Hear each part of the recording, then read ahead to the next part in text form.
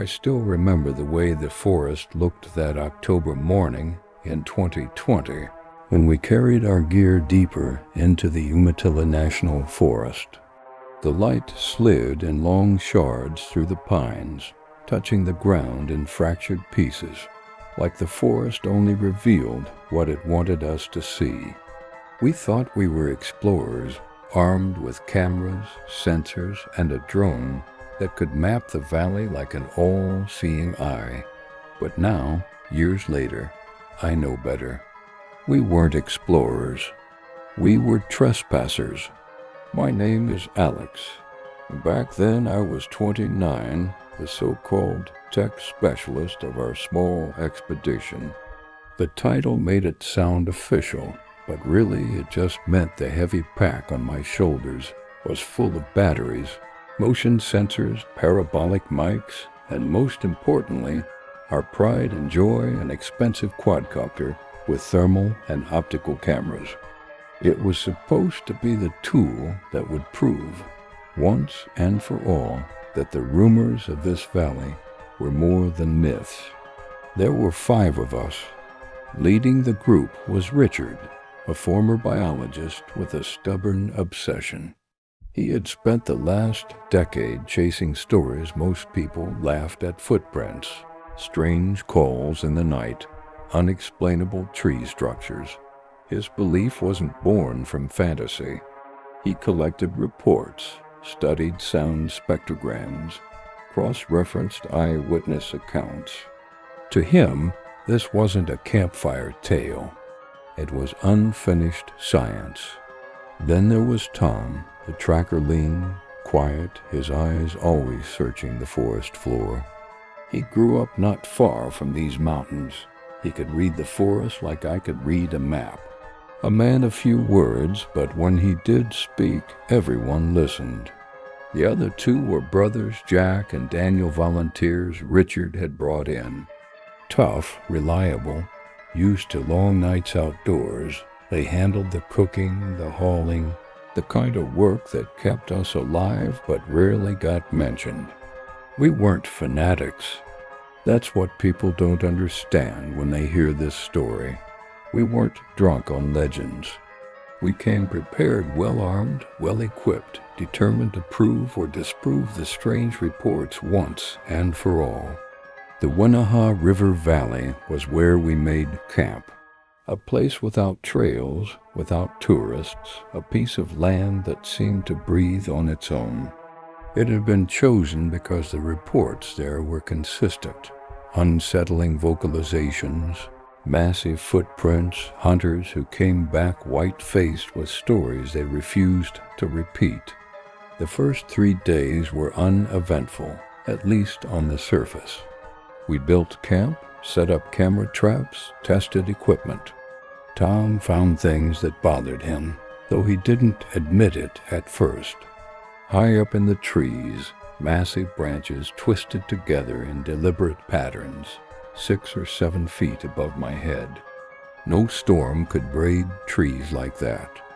And in the mud near a stream, impressions too large for elk, too broad for bear, though blurred enough to make you doubt what you saw. At night, that's when the forest spoke differently. The calls didn't belong to wolves or mountain lions. They were too low, too resonant, stretching across the valley like some kind of hollow instrument buried in the ground. You didn't just hear them. You felt them in your chest, as though the earth itself carried the sound. We sat closer to the fire than we wanted to admit, our laughter thinning into silence as we strained our ears at every crack in the underbrush. By the 4th day, the mood had shifted. The daytime felt sharper, more brittle, the night heavier. That morning was clear, the kind of sharp October air that cuts into your lungs. I decided to put the drone up, scouting a gorge nearly 2 miles north. Hiking there would have been dangerous, the cliffs unstable, the slopes too steep. The drone made sense. I remember watching the controller screen, the gorge unfolding beneath the lenses like some untouched world. Pine ridges, jagged rock ledges, the white ribbon of water curling through the stone. It was beautiful. I should have turned back right then. Something moved. At first I thought elk, maybe deer. But as I lowered altitude and zoomed in, my pulse began to hammer in my ears. These weren't animals. They were shapes upright, deliberate. 5 of them. They stood on the gravel bank of the river. Immense, dark-furred figures that dwarfed anything I'd ever seen. One massive, towering, easily 8 or 9 feet stood knee-deep in the water, pulling something heavy from the current. Another crouched by the riverbed, sorting stones with movements too fluid, too careful to dismiss as random. 2 smaller ones darted around, quick and powerful, like children with strength no child should have. My fingers shook as I hit record. Every instinct screamed that I shouldn't be watching this, and yet I couldn't stop. It wasn't chaos. It wasn't monstrous. It was worse. It was ordinary. They weren't hiding because there was no one here to hide from. They were simply living, a family in their home. The biggest one male I thought hauled a fish the size of my arm from the water and tossed it to the others. For a moment, the entire scene looked like something out of some primal painting, a clan united, strong, ancient. And then one of them looked up. She was smaller, but not small. Broad shoulders, fur thick against the cold.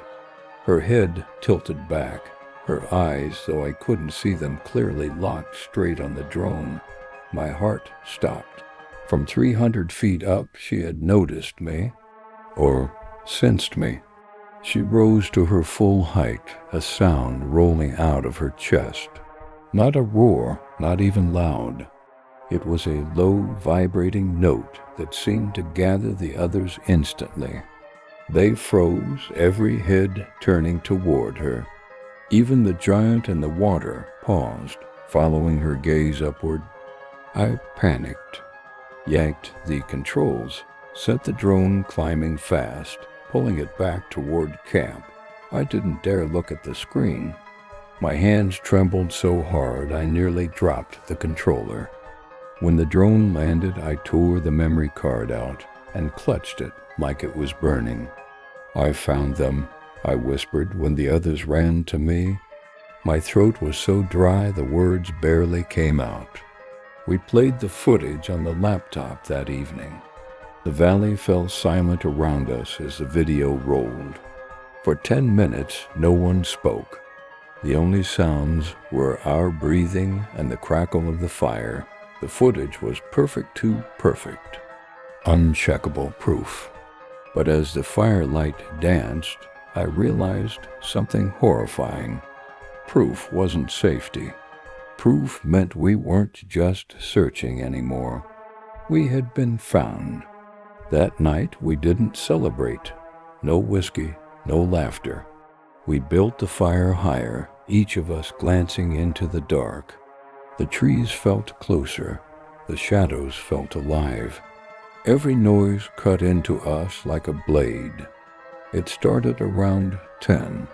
3 sharp cracks, wood on wood, echoed across the valley.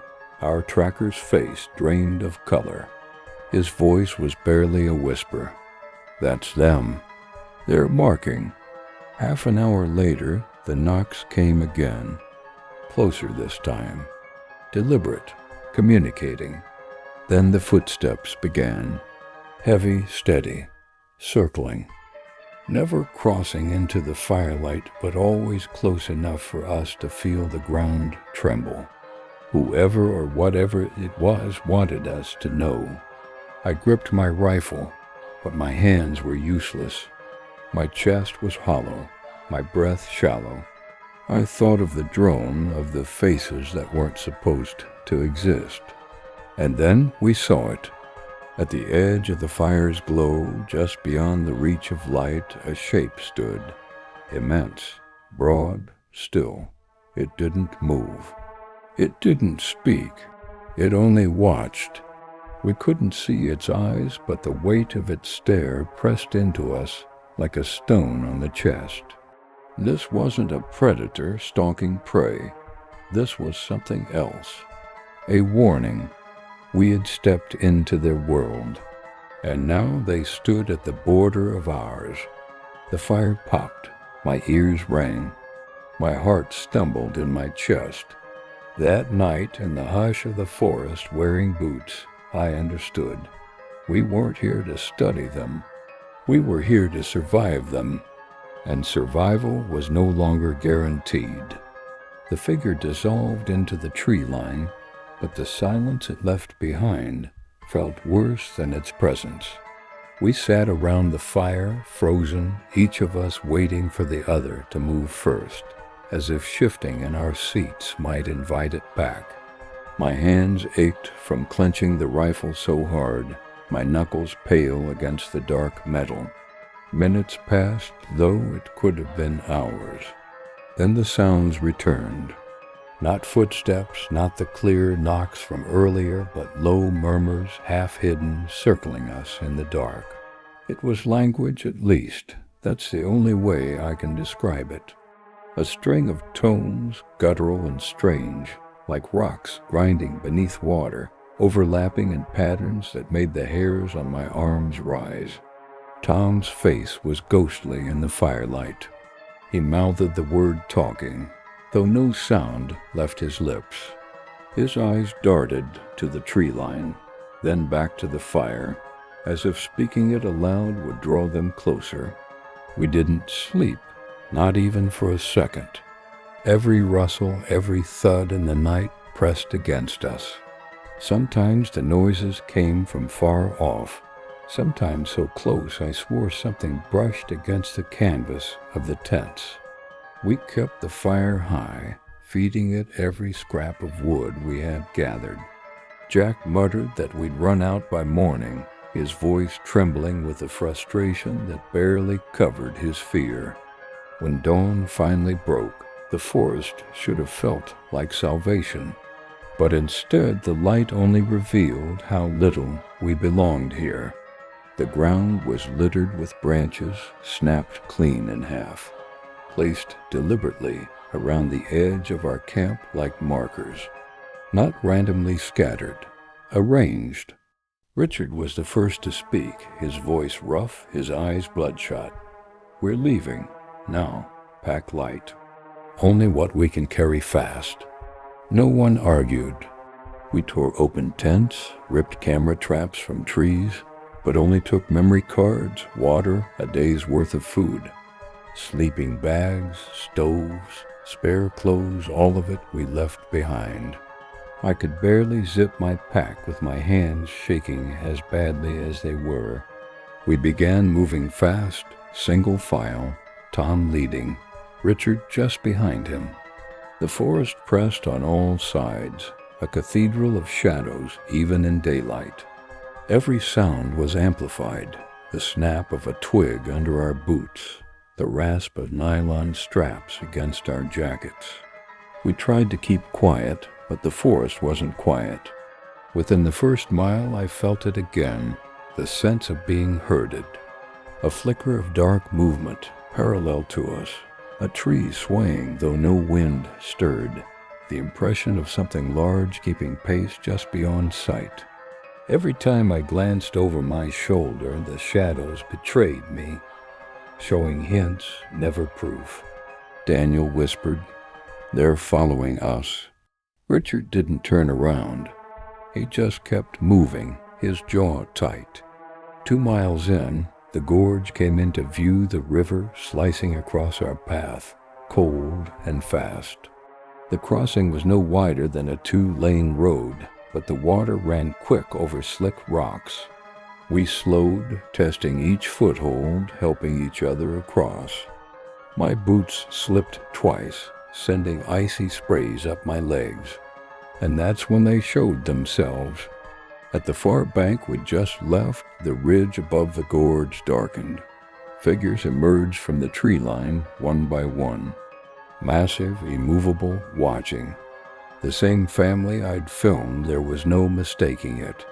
The male stood tall in the center, the water still dripping from his fur in my memory, though now he was dry and towering, arms loose but shoulders tense. Beside him the female, and in front of them the smaller ones. They didn't move. They didn't need to. Their silence was heavier than any roar. We were trapped between the rushing water at our feet and the knowledge that they could erase us in an instant. I didn't breathe until Tom pulled me the last few steps to the far bank. We stumbled into the trees, moving faster, the image of their dark silhouettes burning itself into me. It was a display of dominance, nothing more. They wanted us to know we weren't escaping unnoticed. We were being allowed to leave. The next miles were a blur of panic. We half ran, half fell through gullies, across ridges, tearing our clothes on branches, skin burning from cuts.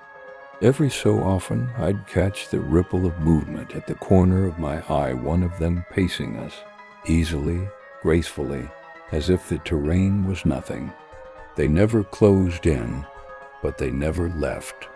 It wasn't until the road appeared, the forgotten dirt track where a truck waited, that I felt my body collapse into exhaustion. The vehicle looked impossibly small, absurd against the scale of the wilderness around it. We threw our packs into the bed and scrambled into the cab like frightened children. When the engine turned over, the relief hit so hard, I nearly wept. No one spoke until the forest had shrunk into a green blur in the mirrors. And even then, it wasn't words, just breaths. Gasps, curses, the sound of human beings realizing how close they had come to disappearing forever. We thought reaching town would bring comfort, but the moment we sat down in that ranger office, our relief curdled into something darker. Richard showed the footage on his laptop, just a few minutes of it. The ranger, an older man with a face carved by years in these forests, stared without expression. Then he closed the laptop gently and excused himself to make a call. 2 hours later they arrived, not rangers, not scientists. Men in dark suits, government plates on their vehicle, short hair, clipped voices. They asked polite questions in a way that wasn't polite. Where did we go? What exactly did we see? What had we recorded? When Richard hesitated, one of them leaned closer. His tone never rose, but it carried the weight of something immovable. You found something that isn't supposed to be found. If you care about the safety of these creatures and your own, you'll hand over everything. And then came the papers. Non-disclosure agreements riddled with legal references, words like national security and public safety, threats disguised as obligations. We signed. What else could we do? When they took the original hard drives, when they packed up our drone, when they carried away every scrap of evidence, it felt like pieces of ourselves were being erased. They returned our rifles, told us the incident would be logged as a grizzly bear encounter, then advised us to forget. But forgetting wasn't possible. Not when I could still hear that low note in my chest. Not when the images of those dark, towering silhouettes still burned behind my eyes. That night, alone in a cheap motel room, I copied the footage I had hidden on a separate drive. Just a fragment, just enough. Insurance. Proof for myself, if not for the world. But proof is its own curse, because every time I watch it, I hear that sound again. The sound that wasn't a roar, wasn't a warning, wasn't even anger. It was a secret moving louder than truth. I thought leaving the forest would mean leaving the fear behind, but fear doesn't stay in the trees. It follows you home, hides in the corners of motel rooms, slips between the walls of ordinary life. You think you've outrun it until you wake at 3 in the morning, hearing phantom knocks against your window, 3 sharp cracks that pull you out of sleep with your heart slamming against your ribs. For a while, we tried to convince ourselves it was over. Richard talked about finding new routes, different valleys, safer approaches. Jack and Daniel swore they'd never set foot in the wilderness again. Tom didn't say anything at all. He just looked at us with eyes that seemed older, as if something had been stolen from him. But the truth was obvious. We weren't explorers anymore. We were witnesses, and witnesses don't sleep easy. The weeks after, strange things began happening. My laptop crashed 3 times in 1 week, always when I tried to play the copied footage. Once, I found my apartment door unlocked when I was sure I'd bolted it. A black sedan sat outside my building for 2 nights in a row, never moving, never occupied when I dared to check. I told myself it was paranoia, but paranoia has its own gravity. Once it takes hold, every shadow leans toward it. One evening, Richard called me. His voice was hoarse, trembling in a way I had never heard before. "They came to my house," he whispered. 2 men, suits, same as before. They didn't threaten me this time. They just asked questions they already knew the answers to, about my family, my daughter, where she went to school. He hung up before I could respond. A week later, Richard was gone. They said heart attack. 52 years old, healthy, obsessive, yes, but strong. I didn't believe it. Not then, not now. The group splintered. Jack and Daniel vanished. No word, no calls. Tom retreated into the mountains. I heard rumors someone spotted him in a cabin near the Idaho border, living off wood smoke and silence. I haven't seen him since. And me? I stayed. I tried to bury myself in routine work, errands, the hollow rituals of city life. But routine doesn't erase memory. The nights were the worst. I'd sit at my desk, headphones clamped tight, replaying the footage on that hidden drive. The family at the river, the towering male in the water, the female raising her head to the drone. That moment when her gaze cut through the lens, through the air, through me. Each time I watched, I noticed details I hadn't before: the way their shoulders rolled like coiled rope under the fur, the deliberate placement of their hands as they sorted stones, the quick, impossible grace of the young ones. They weren't beasts. They were something else, something older, something that carried intention in every movement. And that's what gnawed at me. Not just their existence, but their restraint. They could have ended us in seconds that night, crushed us, scattered us, erased our bones in the dirt. But they didn't. They watched, they let us leave, which meant one of 2 things: mercy or calculation. Months passed, but the weight never lifted. The forest followed me. In the middle of crowded sidewalks, I'd catch the echo of that low, resonant note vibrating in my chest. In the hum of subway trains, I'd hear the cadence of their knocks. 3 beats. Paused. 3 more. Always near. Always circling. One night, I woke to the sound again. Not a dream. 3 sharp cracks. Not from the street or the building above. From inside my apartment. I grabbed my rifle. I still kept it by the bed, though I hated admitting why, and swept the rooms. Nothing. No broken locks, no footprints, no signs of forced entry. Just silence. But as I stood in the kitchen, my pulse slowing, I noticed something that froze me colder than any sound. On the counter, beside the sink, a branch lay, fresh, snapped clean in half. I hadn't brought it in. For hours I sat there, staring at it, every nerve stretched thin. The city outside moved as it always had, cars, sirens, voices, but none of it reached me. I wasn't in the city anymore.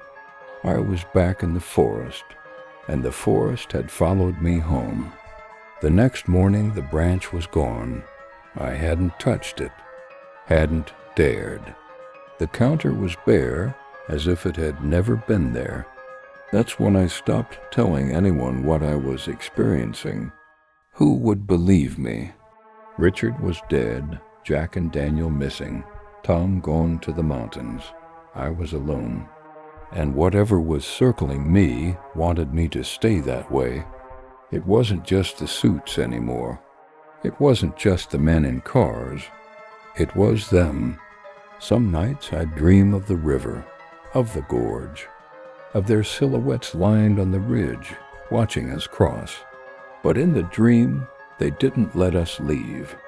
In the dream, the water turned black, pulling me down while those shapes stepped closer, slow and deliberate, filling the sky. I'd wake gasping, drenched in sweat, the echo of that low vibration still trembling through my bones. And then, one night, the dream changed.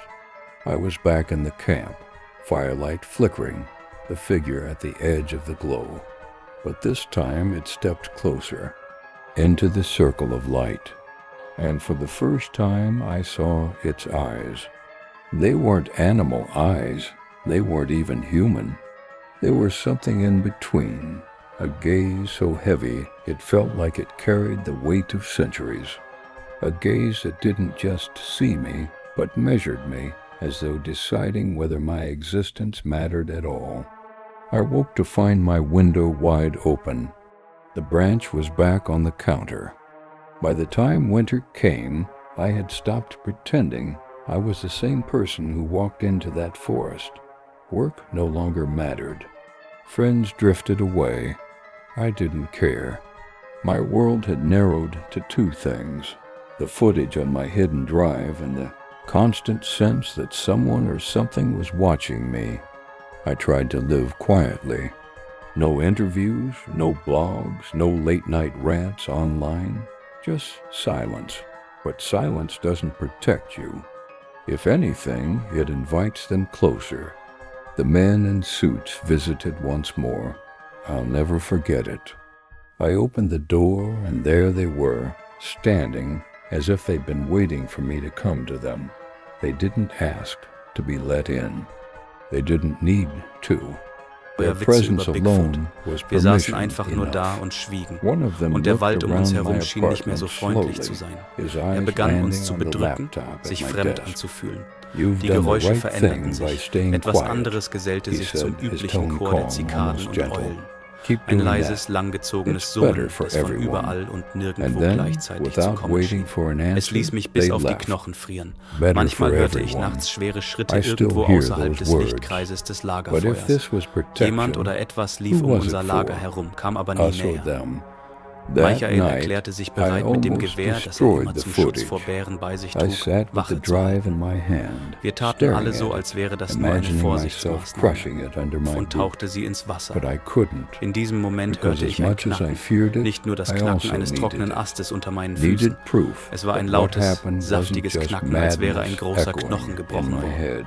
Ich The erstarrte, mein footage Herz was sank the mir in die only Hose. anchor Die keeping Taschenlampe me in from meiner Hand drifting zitterte und der into Lichtstrahl insanity. huschte zur Seite. Still, Ich drehte I langsam den didn't Kopf. dare play Nichts, it anymore. nur schwarze Each Baumstämme und time I dichtes pressed Farnkraut. play, I Ich felt versuchte mich zu closer to beruhigen. drawing them Ein back. Reh Like the oder ein footage Bär. itself Ich was a muss leise beacon, weggehen. a Ich signal. drehte den Verschluss der So I Flasche, ohne locked mich it zu away, bewegen, und stand deep langsam in a auf. drawer, Und dann layered in spürte ich es, aluminum foil, den Geruch, wrapped in tape, genau as if diesen that could Geruch. hide it. Stark, if anything moschusartig, The atemberaubend. nights grew Er war worse. direkt hinter mir. Knocks against Ich hatte keine walls, Zeit zu schreien oder mich branches on umzudrehen. counters, Etwas Großes und Schweres rammte mich von hinten. Der Schlag war so heftig, dass ich mehrere Meter durch die Luft flog und mit dem Gesicht voran auf den nassen Boden schlug. Die Flasche flog mir aus den Händen, die Taschenlampe rollte davon und riss ein Büschel Moos aus der Dunkelheit. Bevor ich begreifen konnte, was passiert war, wurde ich gepackt, nicht von Händen. Es waren Pfoten, bedeckt mit steifem, rauem Fell, aber mit Fingern. Lange, kräftige Finger, die sich um meine Jacke und mein Neiki, meinen Knöchel schlossen. Ich wurde vom Boden hochgehoben, als wäre ich eine Feder. Ich hing kopfüber, die Welt schwankte vor meinen Augen. Und es zog mich weg. Zog mich in den Wald, weg von den rettenden Lichtern des Lagers, weg von allem Menschlichen. Ich versuchte zu schreien, aber nur ein Keuchen kam aus meiner Kehle. Ich trat und kratzte, aber meine Schläge waren nichts weiter als Mückenstiche für es. Es achtete nicht auf mich. Es machte einfach weiter. Es bewegte sich mit erstaunlicher Geschwindigkeit und kümmerte sich nicht darum, wohin es ging. Büsche, umgestürzte Bäume, Schluchten. Es überwand alles mit einer animalischen Anmut. Und ich baumelte an seiner Schulter wie ein Sack Kartoffeln. Mein Kopf schlug gegen Baumstämme und Äste peitschten mir ins Gesicht und rissen mir die Haut auf. Irgendwann gelang es mir, den Kopf zu drehen und meinen Entführer anzusehen. Es war fast dunkel, aber vor dem leicht hellen Himmel konnte ich seine Silhouette erkennen. Er war riesig, mindestens 2,80 Meter groß, breite Schultern, lange, kräftige Arme. Sein Kopf saß gerade auf seinen Schultern, ohne sichtbaren Hals. Sein ganzer Körper war mit dichtem, dunkelbraunem Fell bedeckt. Er atmete schwer, mit einem zischenden Geräusch, und mit jedem Ausatmen traf mich eine Welle desselben übelkeitserregenden Geruchs. Mir wurde klar, dass dies das Ende war. Irgendein Monster schleppte mich ins Dickicht und niemand würde jemals auch nur meine Knochen finden. Panik wich einer seltsamen Taubheit. Der Schmerz ließ nach. Ich hing einfach da und sah die dunklen Bäume an mir vorbeirauschen. Und dann hörte es auf. Es senkte mich sanft, fast vorsichtig auf den Boden. Ich lag auf dem Rücken, unfähig mich zu bewegen, und sah zu ihm hinauf. Es stand über mir, und zum ersten Mal konnte ich sein Gesicht sehen. Das Gesicht war fast menschlich, eine flache Nase, tief liegende dunkle Augen und massive Augenbrauenwülste. Der Mund war unter verfilztem Fell verborgen, von morgens bis abends, sammelten Proben, nahmen Messungen vor und beschrieben jeden Quadratmeter. Ich war im 7. Himmel. Die Luft war sauber, die Arbeit interessant. Und abends saßen wir im Lagerfeuer, tranken Instant-Kaffee und lauschten dem Knistern des Feuers und den Nachtgeräuschen des Waldes. Es begann alles mit Kleinigkeiten. Zuerst fanden wir abgebrochene Äste, nicht nur abgebrochen, sondern verdreht, als hätte jemand mit enormer Kraft dicke Äste, die so dick wie ein Arm waren, verdreht. Michael vermutete, dass ein Bär seine Krallen geschärft oder sein Revier markiert hatte. Das ergab Sinn. Dann gab es Spuren, riesige verschmierte Fußabdrücke, mindestens 1,5 Meter lang, zu groß für einen Menschen, zu menschlich für einen Bären. Wir fanden sie im Schlamm am Bach. Professor Carter untersuchte sie lange, machte Fotos und nahm Maße. Er sagte nichts, aber ich sah, wie sich sein Gesicht verkrampfte. An diesem Abend wachte niemand am Lagerfeuer, aber niemand schlief ruhig. Die Atmosphäre im Lager wurde angespannt. Wir redeten weniger und hörten mehr zu. Das Gefühl, beobachtet zu werden, verließ uns keine Sekunde lang. Es war körperlich spürbar, als würden uns tausende unsichtbare Augen hinter jedem Baum, hinter jedem Busch beobachten. Dieser Abend war nicht anders als alle anderen. Es war Ende Juli, die Hitze hatte nachgelassen und dichte Dämmerung lag über dem Wald. Wir aßen zu Abend und besprachen die Pläne für den nächsten Tag. Ich hatte fast kein Wasser mehr in meiner Feldflasche und beschloss, zum Bach zu gehen, um etwas für die Nacht zu holen. Der Bach war nur 100 Meter vom Lager entfernt und ich war schon dutzende Male dort gewesen. Michael bot mir an, mitzukommen, aber ich winkte ab. Ich bin in 5 Minuten zurück, Mike, sei kein Pantoffelheld. Er lächelte und blieb am Feuer sitzen, um sein Gewehr zu reinigen. Ich nahm meine Feldflasche und eine kleine Taschenlampe mit. Am Bach war es kühler. Das Wasser plätscherte leise über die Steine. Ich hockte mich hin, schraubte den Verschluss der Flasche auf